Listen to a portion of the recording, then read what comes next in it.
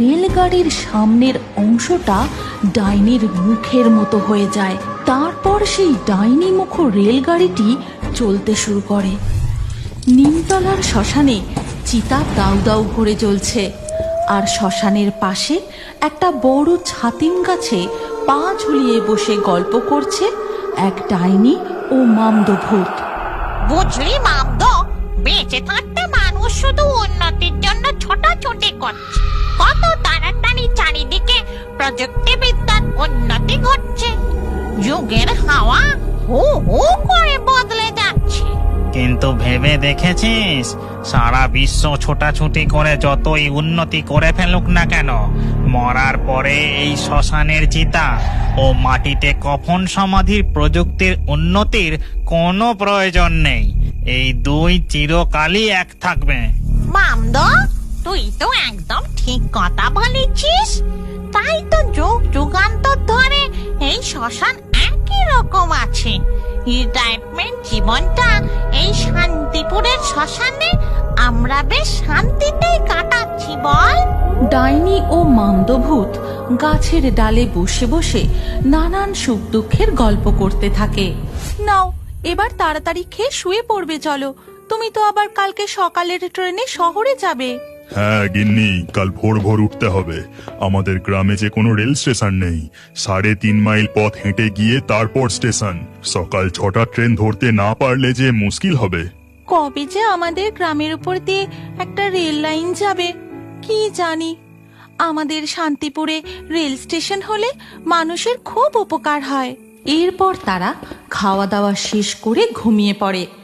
পরের দিন সকালবেলা শান্তিপুরের শ্মশানে দেখা যায় দুজন শার্ট প্যান্ট পরা বাবু লোক কি সব যেন আলোচনা করছে। ও মামদ, এরা কারা রে? এদের সাথে তো কোনো মরা নেই, তাই শ্মশানে এরা কি করছে বলতো?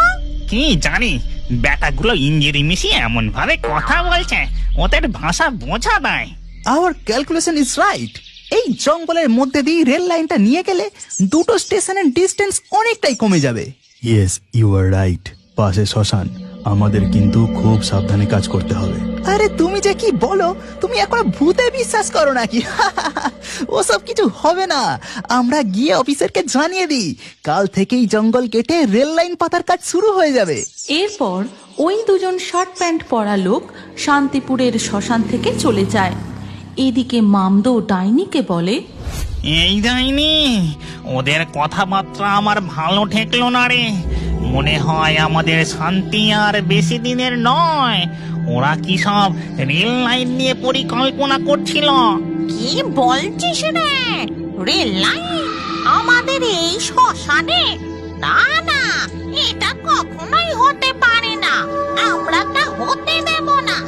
এর পরের দিন সকালে ওই দুজন অফিসার কিছু লোককে নিয়ে রেল লাইন পাতার জন্য শান্তিপুরের শ্মশানে আসে।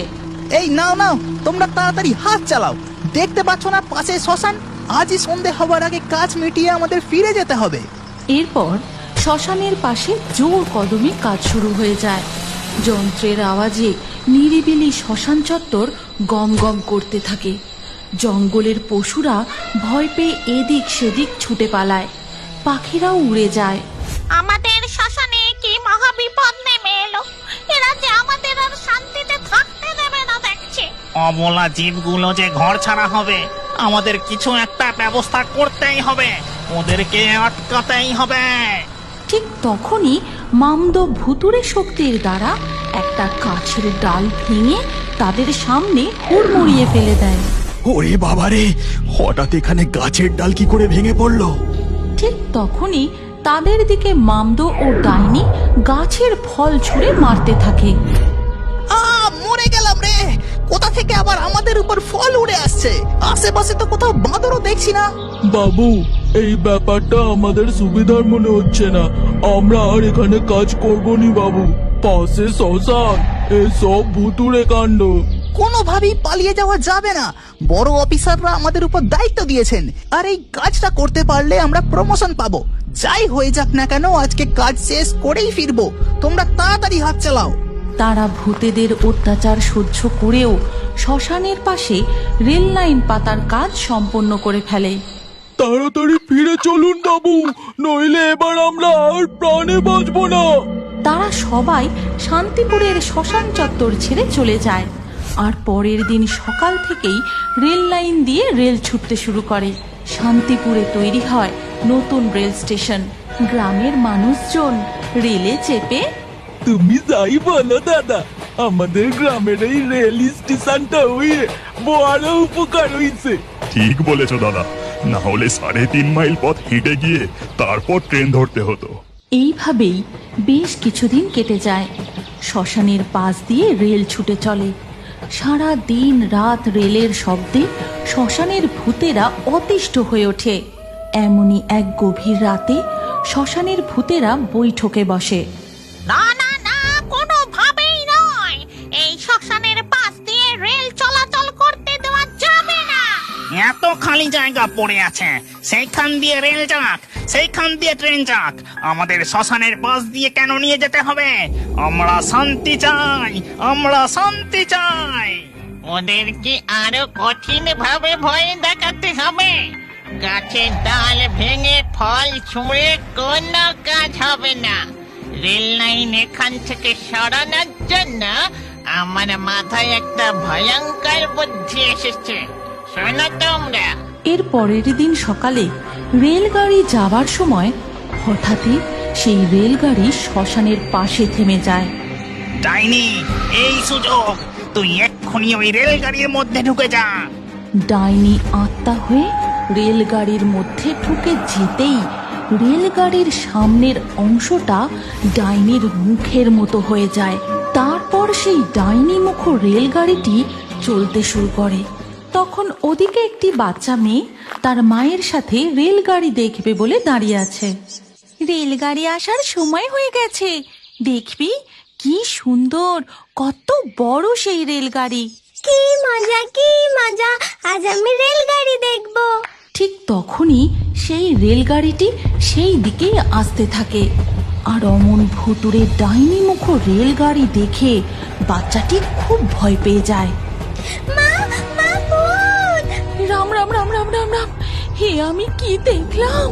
রেলের সামনে ডাইনির মুখ, হে যে ডাইনি মুখ রেল। এরপর সেই রেলটি স্টেশনে পৌঁছতেই ভয়ঙ্কর ডাইনি মুখ রেলটি দেখে তাতে চড়ার কেউ সাহস করে না। স্টেশনের সমস্ত যাত্রীরা ভয় পেয়ে দৌড়ে পালিয়ে যায়।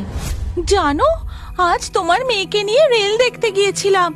রেলটার সে কি ভয়ঙ্কর রূপ, তার সামনে ডাইনির মতন মুখ। হ্যাঁ, সবাই তাই বলা বলি করছে। শোনা যাচ্ছে শান্তিপুরের শ্মশানের পাশে রেলগাড়ি নাকি থেমে যাচ্ছে, আর তারপরেই রেলের রূপ বদলে ডাইনি মুখ রেল হয়ে যাচ্ছে। এইভাবে দিনের পর দিন একই ঘটনা ঘটতে থাকে। গ্রামবাসীরা ডাইনি মুখ রেলগাড়ি দেখে তাতে আর চড়ার সাহস করে না।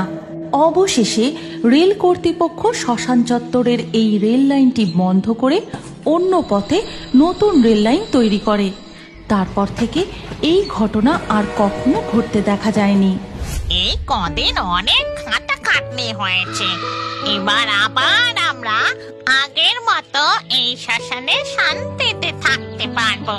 মানুষ ছুটে চলুক, উন্নতি করুক, তারপরে তো আসল সত্যিটা বুঝবে, তখন শান্তিটা খুঁজবে। বুঝলি ডাইনি? এই গল্পের পরবর্তী পর্ব যদি তোমরা দেখতে চাও তাহলে কমেন্টে নেক্সট পার্ট অবশ্যই লেখো। আর আমাদের ফেয়ারি টুনস বাংলা ফেসবুক